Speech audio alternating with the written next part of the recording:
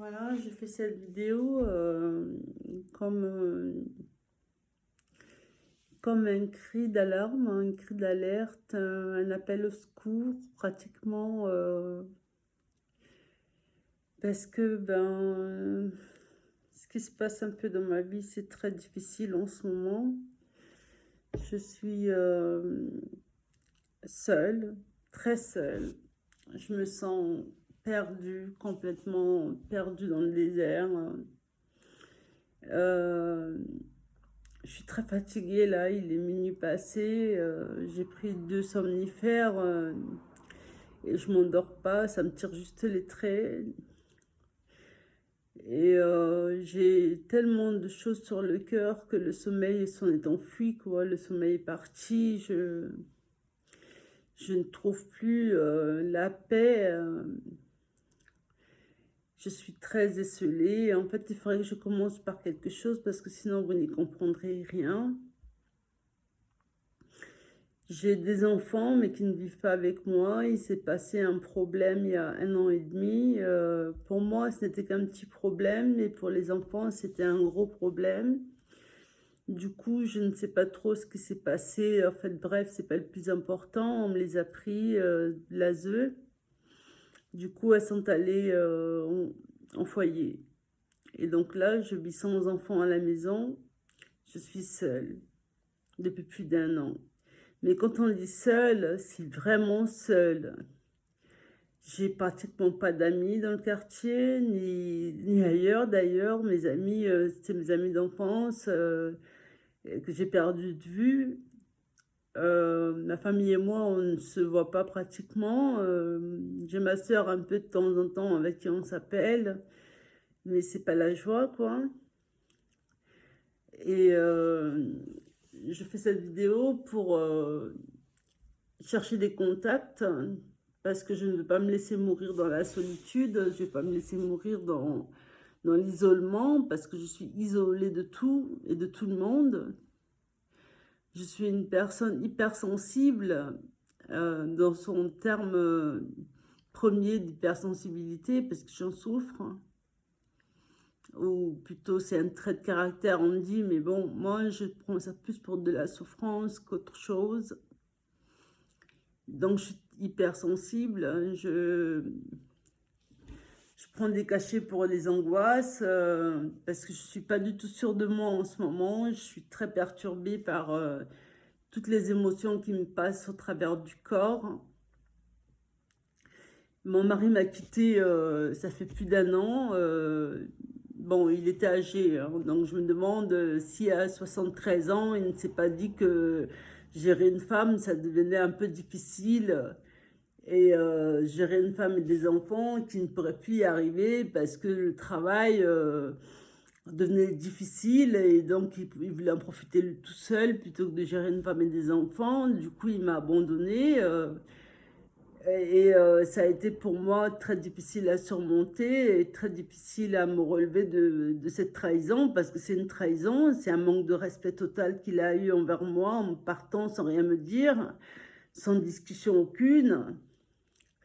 Donc voilà, il est parti et en allant au travail un matin, il est jamais revenu. Il est revenu pour prendre ses affaires quelques semaines plus tard et ça en était fini là, quoi.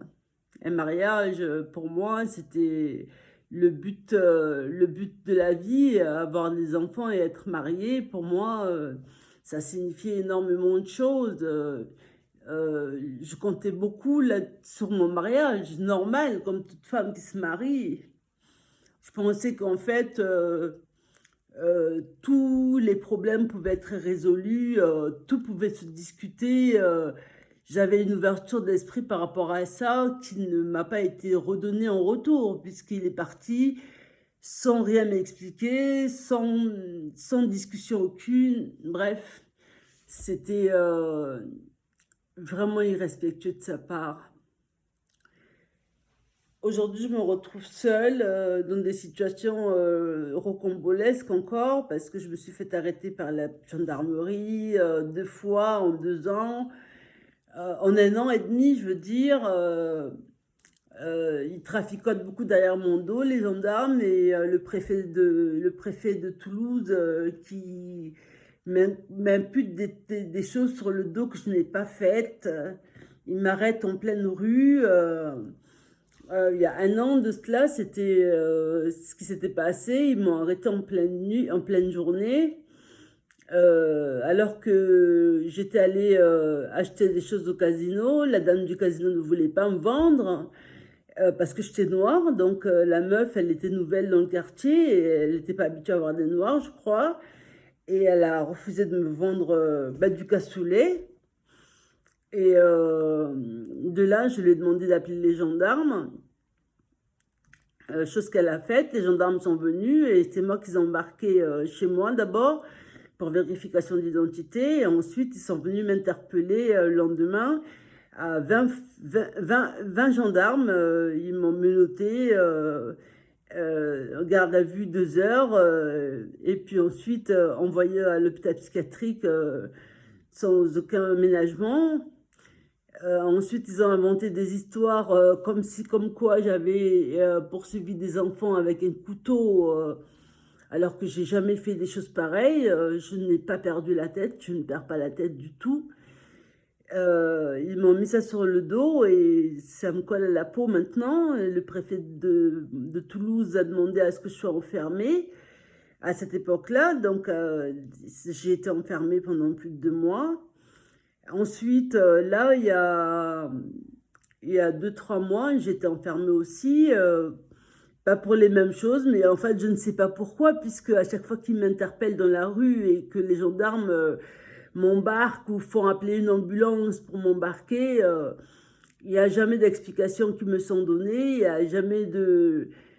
Il y a jamais rien en fait, on me dit jamais rien, juste on m'arrête et on me met dans une ambulance pour m'emmener à l'hôpital Marchand, à l'hôpital psychiatrique, sans aucun fait, tu vois, enfin vous voyez. Donc voilà, j'ai tout ça qui me bloque. Je suis rentrée il y a 2, 3 mois de ça maintenant, et on va dire 2 mois. Et je suis très très très seule. Je suis très très très seule dans mes déboires. Je suis très très très seule dans mes problèmes.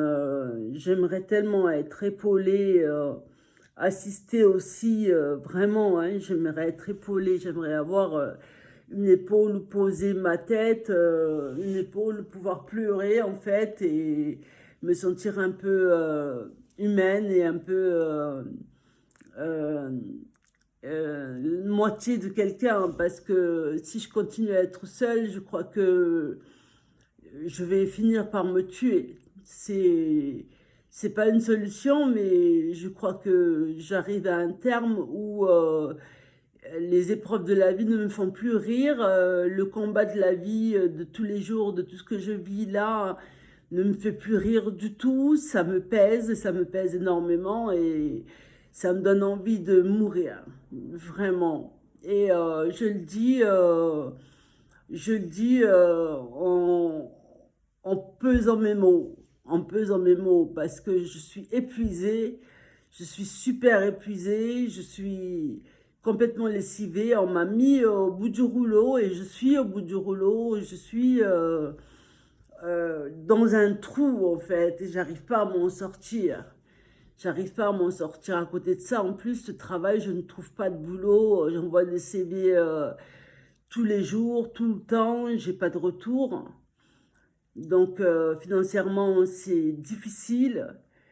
Euh, donc, en fait, sur quoi je comptais? Sur rien du tout. Là, je compte plus sur rien du tout. Je compte sur un miracle. Je compte sur un vrai miracle qui pourrait faire en sorte que je sorte la tête de l'eau et que je puisse respirer enfin et que je puisse être accompagnée et que je puisse avoir moi aussi des amis finalement, parce que comme je disais, mes amitiés se sont arrêtées au lycée, hein. Des anciennes copines de lycée, ce sont mes seules amies que j'ai eues, et depuis que je suis adulte, je veux dire, j'ai énormément de mal à me faire des amis qui me soutiennent et qui restent, même dans les moments difficiles, même dans les bons moments, mais en bons termes, tu vois? J'avais une amie là, elle était là, pendant mes moments heureux, mais elle était jalouse de moi. Donc, du fait que je me sois mariée, du fait que mon mariage se passait assez bien à l'époque, du fait que moi j'allais en vacances et qu'elle, en fait, pas grand-chose. Elle était, aigrie, donc je l'ai mise au banc de touche parce que les amitiés, j'aime les amis, mais des amis avec lesquels on se porte, avec lesquels on se tire vers le haut. Voilà, et voilà, cette vidéo, c'était un peu pour parler de ma vie, rapidement, comme ça, très, très, comment dire, en survol. Et j'espère qu'il y a des gens qui vont m'écrire et qui vont me remonter le moral un peu et être compatissant un tout petit peu aussi. Et pourquoi pas me faire heu, de nouvelles connaissances, par le biais de la vidéo cette vidéo que je vais mettre sur YouTube. Voilà. Je vous remercie de m'avoir écouté, pour ceux qui ont écouté jusqu'au bout, pour ceux qui ont compris ce que j'ai dit et merci de me laisser des messages et à bientôt. Au revoir.